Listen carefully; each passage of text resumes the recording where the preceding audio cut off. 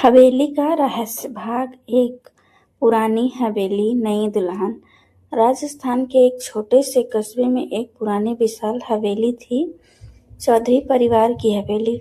उस हवेली की मालकिन थी दुर्गा देवी। सख्त स्वभाव, तेज आवाज और पैरों पूरे घर का उनका अटूट अधिकार। उनका इकलौता बेटा आरव शहर में नौकरी करता था। जब उसकी शादी नंदिनी से हुई तो पूरे कस्बे में चर्चा थी। देखें नई बहू उस हवेली में कैसे निभाती है। नंदिनी पढ़ी लिखी, शांत और समझदार लड़की थी।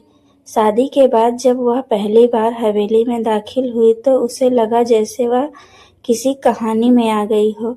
ऊंची ऊंची दीवारें, लंबे गलियारे और एक बंद बड़ा पुराना कमरा जिसे सब पश्चिमी कक्ष कहते थे। पहले ही दिन दुर्गा देवी ने साफ शब्दों में इस हवेली के कुछ नियम हैं। पश्चिमी कक्ष में कभी मत जाना। नंदिनी ने सिर झुका लिया, लेकिन उसके मन में हल्की सी जिज्ञासा जरूर जाग गई। भाग 2। अजीब आवाजें। शादी के कुछ दिन बाद से ही नंदिनी को रात में अजीब सी आहटें सुनाई देने लगी। कभी किसी के धीरे धीरे चलने की आवाज, कभी किसी के रोने की जैसी ध्वनि। एक रात उसने देखा कि दुर्गा देवी चुपके से उसी पश्चिमी कक्ष की ओर जा रही हैं। उनके हाथ में एक पुरानी चाबी थी। नंदिनी का दिल तेजी से धड़कने लगा। आखिर उस कमरे में ऐसा क्या है, उसने सोचा। अगली सुबह उसने नौकरानी से पूछा, पश्चिमी कक्ष में क्या है? नौकरानी ने घबरा कर कहा, बहू रानी, उस कमरे का जिक्र भी मत कीजिए। वहां परिवार का एक पुराना राज छुपा है। अब नंदिनी की बेचैनी और बढ़ गई। भाग 3। बढ़ता संदेह। दुर्गा देवी का व्यवहार भी नंदिनी के प्रति कुछ अजीब था। कभी बहुत सख्त तो कभी अचानक बेहद नरम। एक दिन नंदिनी ने देखा कि दुर्गा देवी पुराने एल्बम को देख रही हैं और रो रही हैं। जैसे ही नंदिनी कमरे में दाखिल हुई, उन्होंने तुरंत एल्बम बंद कर दिया। रात को फिर वही आवाजें आई। इस बार नंदिनी ने हिम्मत जुटाई और धीरे धीरे पश्चिमी कक्ष के पास पहुंची। दरवाजा थोड़ा खुला था। अंदर हल्की सी रोशनी थी। उसने दरार से झांका और जो देखा उससे वह सन्न रह गई। कमरे में एक बड़ी सी तस्वीर लगी थी, एक लड़की की। तस्वीर पर माला चढ़ी हुई थी। पीछे खड़ी थी दुर्गा देवी, हाथ में वही तस्वीर थामे रोती हुई। भाग 4। सच्चाई का सामना। अगली सुबह नंदिनी ने साहस कर दुर्गा देवी से पूछा, माँ जी, वो तस्वीर किसकी थी? दुर्गा देवी का चेहरा सख्त हो गया। तुम्हें वहां नहीं जाना चाहिए था, नंदिनी ने शांत स्वर में कहा। मैं आपकी बहू ही नहीं, बेटी भी हूँ। अगर कोई दर्द है तो उसे अकेले मत सहिए। कुछ क्षणों की खामोशी के बाद दुर्गा देवी की आंखों में से आंसू बहने लगे।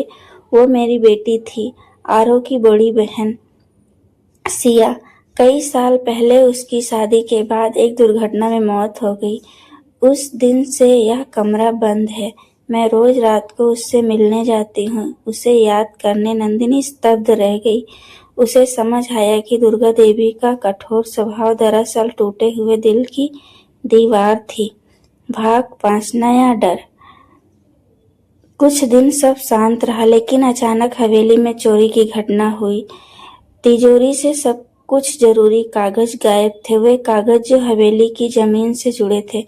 दुर्गा देवी को शक हुआ कि कोई अंदर का ही व्यक्ति इसमें शामिल है। उन्होंने अनजाने में नंदिनी पर भी संदेह कर लिया। तुम्हारे आने के बाद ही ये सब हो रहा है, उन्होंने कठोर स्वर में कहा। नंदिनी का दिल टूट गया। मैं ऐसा सोच भी नहीं सकती, उसने रोते हुए कहा। लेकिन इस बार नंदिनी ने ठान लिया, वह सच्चाई सबके सामने लाकर रहेगी। भाग 6। रहस्य से पर्दा।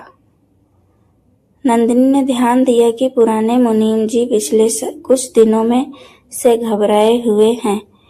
एक रात उसने देखा कि वे हवेली के पिछवाड़े किसी अजनबी से मिल रहे हैं। नंदिनी ने चुपचाप यह बात आरव को बताई। दोनों ने मिलकर मुनीम जी का पीछा किया और सच्चाई सामने आई। मुनीम जी ने लालच में आकर जमीन के कागज बेचने की साजिश रची थी। जब यह बात दुर्गा देवी के सामने आई तो वह स्तब्ध रह गई। उन्हें अपनी बहू पर शक करने का गहरा पछतावा हुआ। भाग 7 खुशियों की सुबह। दुर्गा देवी ने नंदिनी का हाथ थामकर कहा, बेटी, मैं तुम्हें समझने में देर कर दी।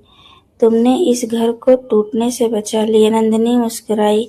परिवार विश्वास से बनता है माँ जी। उस दिन के बाद पश्चिमी कक्ष का दरवाजा हमेशा के लिए बंद नहीं रहा। दुर्गा देवी ने सिया की यादों को दुख नहीं बल्कि प्रेम की तरह स्वीकार किया।